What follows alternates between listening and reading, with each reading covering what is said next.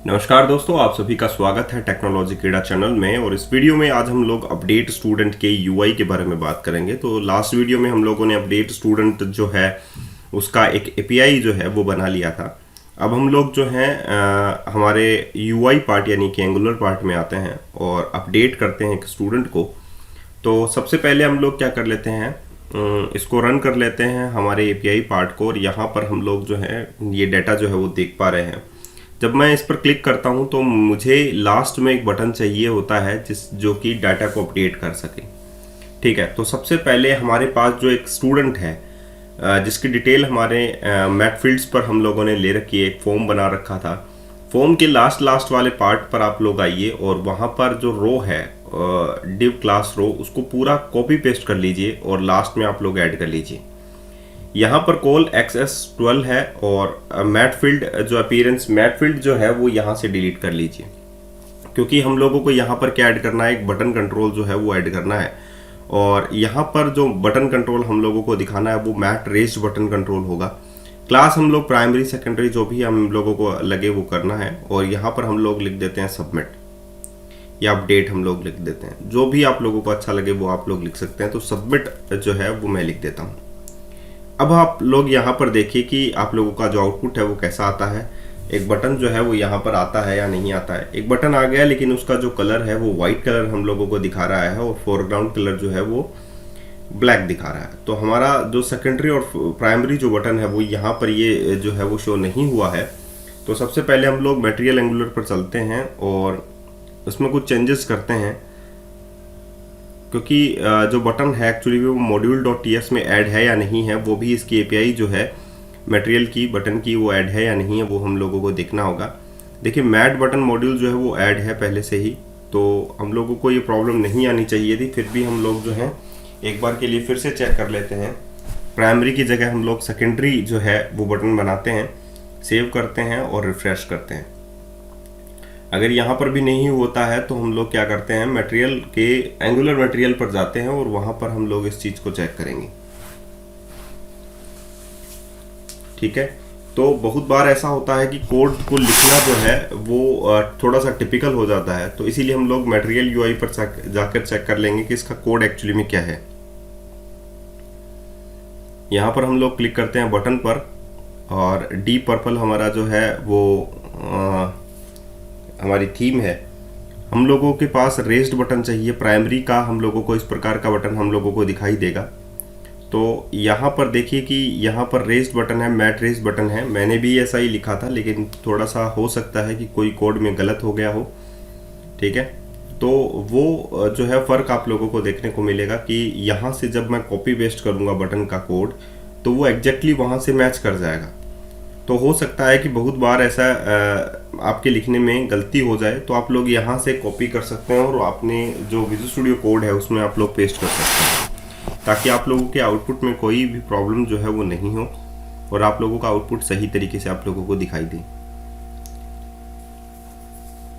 तो मुझे ये मैट रेज बटन चाहिए है, तो मैं जस्ट कोड पार्ट पर जाऊँगा और यहाँ पर मैट रेज जो बटन है उसको कॉपी करूँगा और वहाँ पर मैं उसको पेस्ट कर दूंगा। तो ये वाला अंदर वाला ही आप लोग जस्ट कॉपी कर सकते हैं और यहाँ पर आप लोग जो है पेस्ट कर सकते हैं।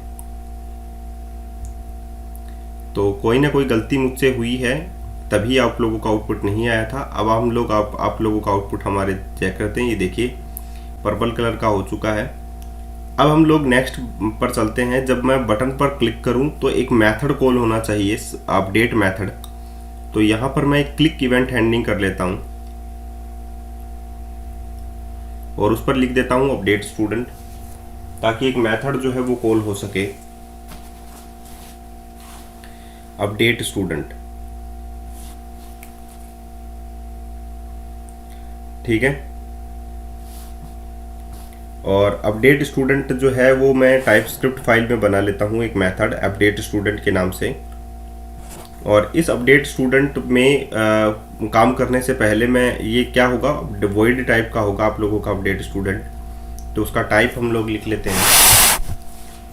अब अपडेट स्टूडेंट जो है एक्चुअली में क्या है, अपडेट स्टूडेंट अपने आप में ही क्या है, एक आप लोग कह सकते हैं कि एक एपीआई को कॉल करेगा। तो हम लोगों को वो जो एपीआई अपडेट स्टूडेंट वाली है उसे हम लोगों को कॉल करना होगा।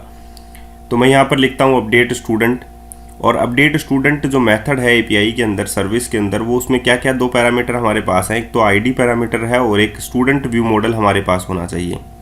स्टूडेंट व्यू मॉडल जिसमें आप लोगों के पास स्टूडेंट से रिलेटेड डाटा हो और एड्रेस से रिलेटेड डाटा हो, तो वो स्टूडेंट व्यू मॉडल हम लोगों को यहाँ से आना है हमारे पास।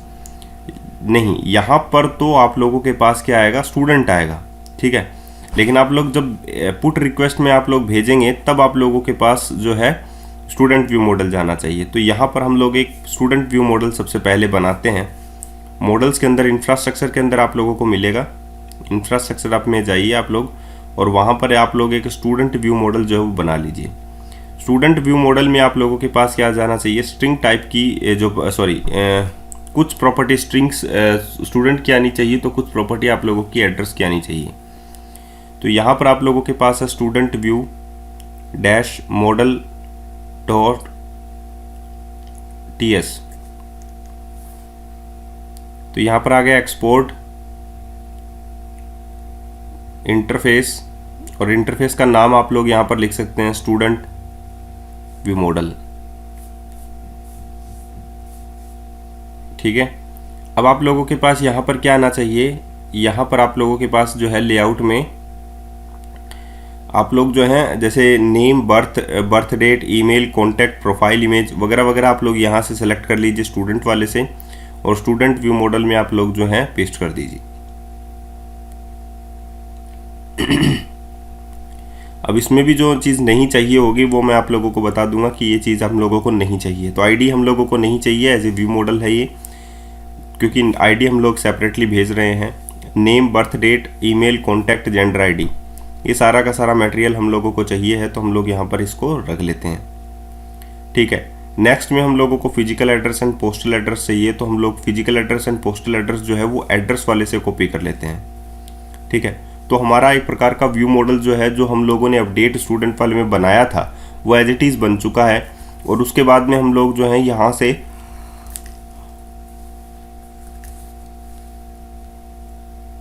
यहाँ से डाटा जो है वो पुट रिक्वेस्ट में हम लोग भेज सकते हैं। तो ये हो गया। स्टूडेंट सर्विस ओपन करते हैं, अपडेट स्टूडेंट। यहाँ पर आप लोगों का जो आएगा तो यहाँ से आएगा स्टूडेंट, ठीक है। तो इस मेथड को हम लोग कॉल करेंगे तो वहाँ से हमारे पास स्टूडेंट ही आ रहा है, तो यहाँ पर हम लोग लिखेंगे स्टूडेंट, एस स्मॉल है स्टूडेंट इंटरफेस का, ओके।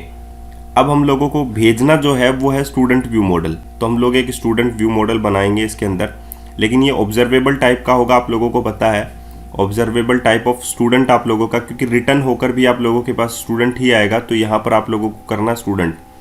एंड नेक्स्ट में आप लोगों को जो भेजना है वो इसके अंदर हम लोग बनाएंगे स्टूडेंट व्यू मॉडल, ठीक है। तो हम यहाँ पर लिख लेते हैं कांस्टेंट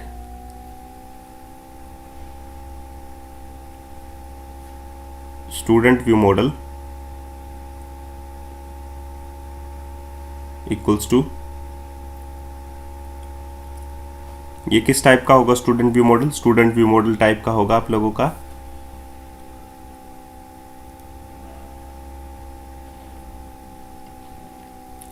और इसमें कौन कौन सी प्रॉपर्टीज आएंगी आप लोगों के पास, नेम है, जेंडर आईडी है, बर्थ डेट है, ईमेल है, कॉन्टैक्ट है, ये सारे के सारे आएंगे। तो जस्ट मैं यहाँ से कॉपी कर लेता हूँ इसको, और वहाँ पर मैं स्टूडेंट सर्विस के अंदर इसको पेस्ट कर देता हूँ।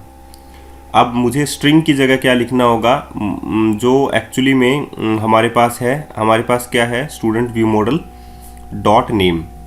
तो student view model, I mean to say that student है हमारे पास, तो स्टूडेंट का नेम आ जाएगा यहाँ से।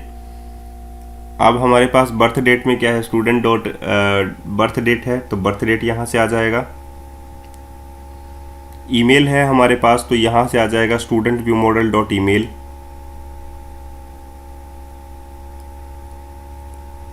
कॉन्टैक्ट है हमारे पास, तो यहाँ पर आ जाएगा student view model dot contact, ठीक है। जेंडर आईडी है, तो यहाँ से आ जाएगा student view model dot gender ID. और फिजिकल एड्रेस हमारे पास है, तो यहाँ पर आ जाएगा student view model dot physical dot address dot physical address.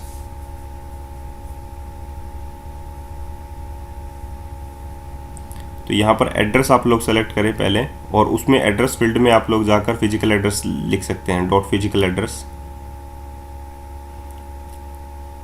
और पोस्टल एड्रेस में आप लोगों के पास आ जाएगा student dot address student view model dot address dot postal address.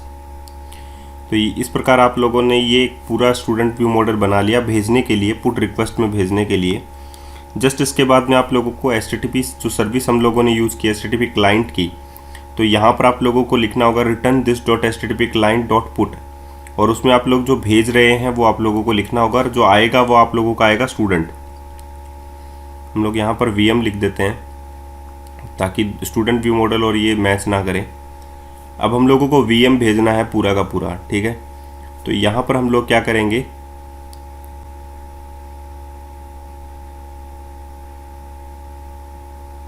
यहाँ पर आप लोग लिख सकते हैं return this dot HTTP client dot put. Get है तो स्टूडेंट टाइप का आएगा आप लोगों का डाटा, पुट में भी आप लोगों के पास जो है वो स्टूडेंट टाइप का रिटर्न होकर डाटा आएगा, और आप लोग भेज क्या रहे हैं, यहाँ से VM भेज रहे हैं, ठीक है। तो पहले आप लोगों को स्टूडेंट ID भी भेजना पड़ेगा यहाँ से। तो डेफिनेटली आप लोगों को क्या करना होगा, बेस API URI और उनको कॉल करना पड़ेगा ID, और स्लैश आप लोगों को डाल के क्या करना पड़ेगा, VM आप लोगों को भेजना पड़ेगा। तो सबसे पहले आप लोगों को वो मेथड देखना पड़ेगा, एक्शन नेम जो आप लोगों के पास है, ठीक है। तो एक्शन नेम ये हो गया अपडेट स्टूडेंट, जो आप लोगों की API में आप लोगों ने बनाया था, ठीक है। और आप लोगों के पास जो है यहाँ पर ये रिक्वेस्ट जो है आप लोग डाल सकते हैं this dot base API URI plus API student update student और प्लस ID और कोमा VM आप लोगों ने यहाँ से भेज दिया। तो दो डाटा आप लोगों ने भेज दिया। URL में आप लोगों के पास ID जाएगा, यहाँ से पुट में आप लोगों के पास डाटा चला जाएगा।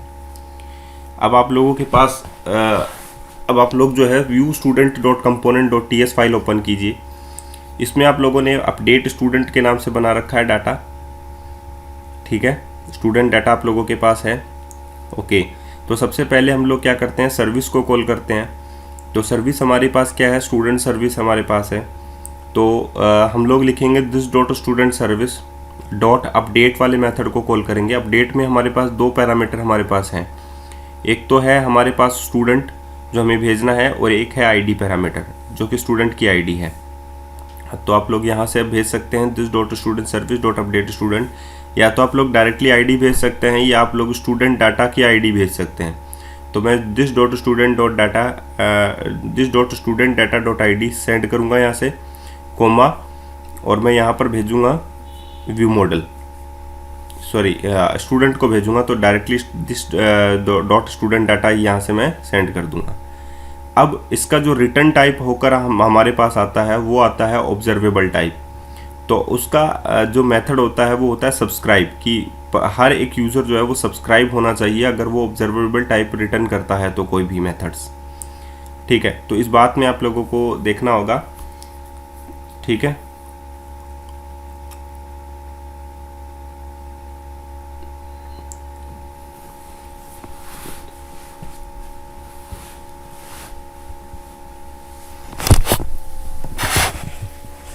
तो यहाँ पर आ गया आप लोगों के पास VM है।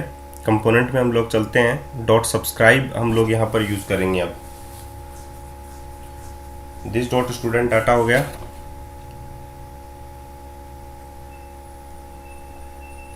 डॉट सब्सक्राइब,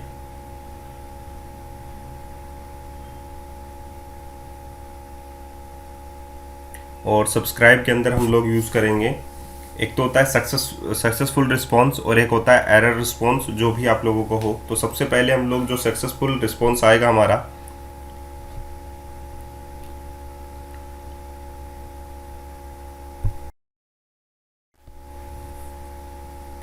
वही हो गया subscribe success response lambda expression, और यहाँ पर आप लोगों के पास आ जाएगा सक्सेसफुल रिस्पॉन्स में एरर कैसे दिखा रहा है, ओके।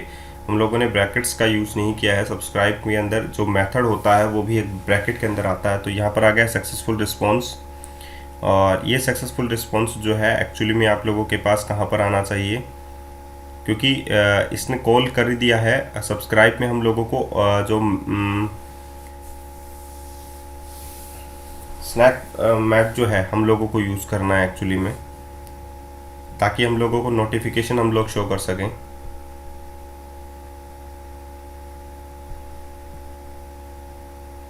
तो यहाँ पर हम लोग करते हैं प्राइवेट स्नैक पैक बार। तो स्नैक बार हम लोग लिख लेते हैं और यहाँ पर हो जाएगा mat snack bar. Okay, mat snack bar.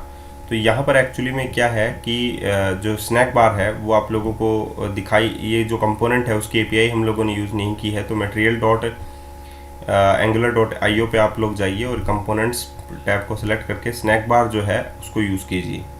तो ये देखिए आप लोगों के पास है स्नैक बार। इसमें एपीआई पर आप लोग जा सकते हैं। इस एपीआई को आप लोग जो है कॉपी करें और जस्ट आप लोगों की ऐप मॉड्यूल डॉट जो फाइल है टीएस फाइल है उसमें आप लोग इसको पेस्ट कर सकते हैं।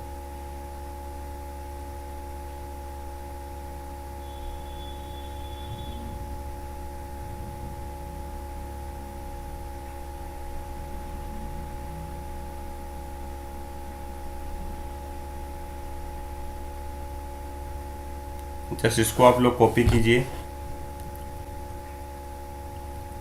और यहाँ पर आप लोग इसको पेस्ट कर दीजिए। तो मैट स्नैक बार मॉड्यूल जो है आप लोग यूज़ कर चुके हैं। नेक्स्ट में आप लोगों के पास क्या है,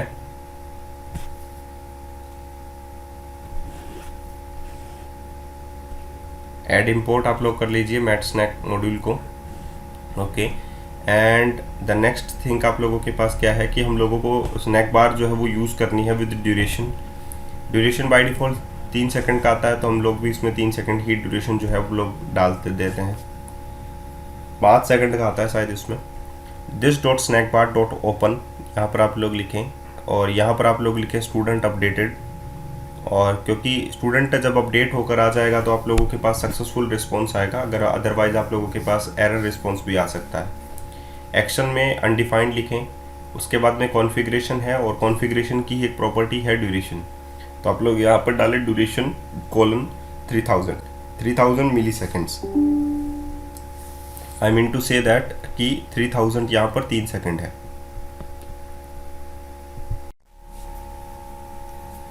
तो यहाँ पर आ गया आप लोगों के पास ड्यूरेशन, और ड्यूरेशन में क्या एरर है तो ये भी हम लोग फिक्स कर लेते हैं। ड्यूरेशन कोलन 3000 हम लोग एक बार के लिए लिख लेते हैं, ठीक है।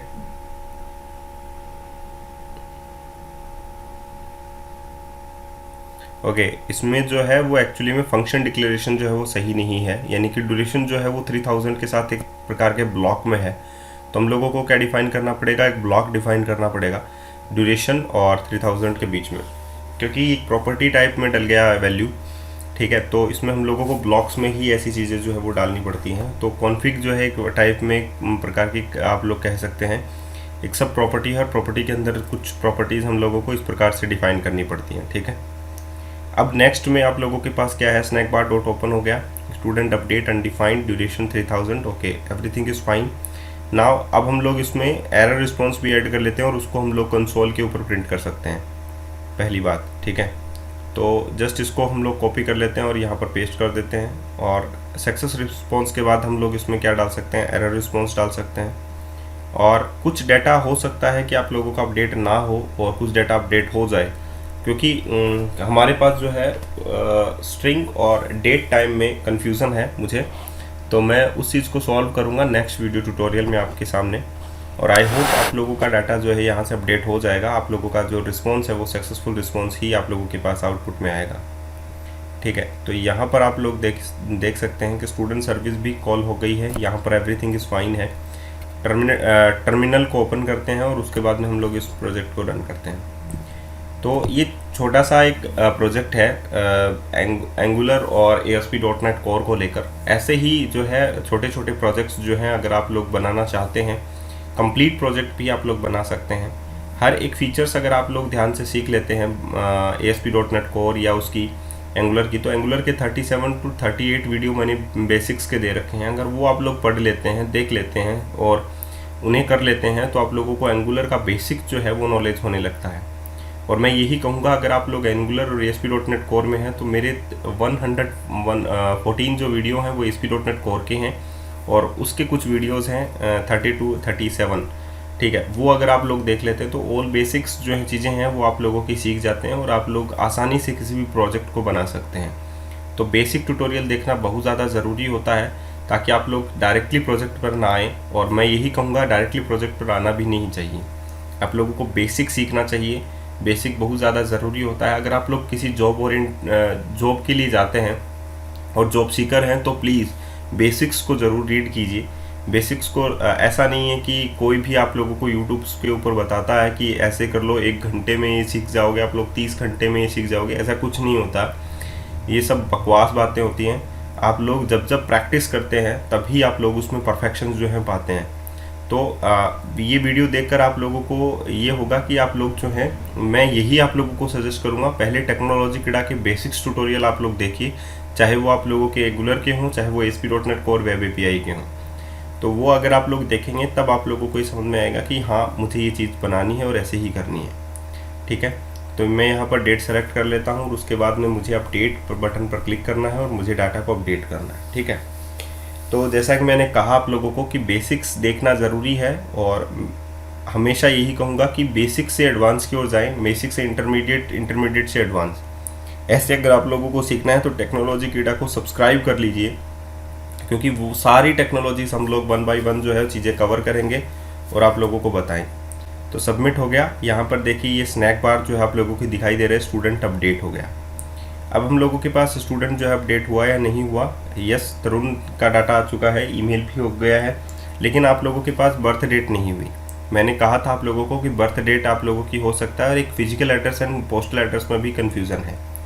तो ये दोनों के दोनों डाटा जो है हम लोग लेटर डिस्कस करेंगे कि क्यों चेंज नहीं हुए। हम लोगों को एक डिबगिंग पॉइंट क्रिएट करके देखना होगा कि डाटा API तक जा रहा है या नहीं जा रहा है, या डाटा API से सक्सेसफुल अगर वहाँ पर हो जाता है तो आप लोगों का व्यू में रिप्रेजेंट करने में कोई प्रॉब्लम नहीं है, क्योंकि व्यू पर तो सिर्फ UI है, आप लोगों की एंगुलर तो सिर्फ UI है, वहाँ डाटा जो है वो एक्चुअली में क्या है, ठीक है, यानी डाटाबेस में चेंज हुआ या नहीं हुआ। तो आज के लिए इतना ही, फिर मिलते हैं एक अच्छे से नए वीडियो के साथ। धन्यवाद। लेकिन प्लीज़ सब्सक्राइब करना और बेल आइकन को प्रेस करना और लाइक करना ना भूलिएगा, क्योंकि टेक्नोलॉजी किडा आप लोगों के लिए हर वक्त तैयार रहेगा आप लोगों की क्वेरी सॉल्व करने के लिए। आज के लिए इतना ही, फिर मिलते हैं एक अच्छे से नए वीडियो के साथ। धन्यवाद।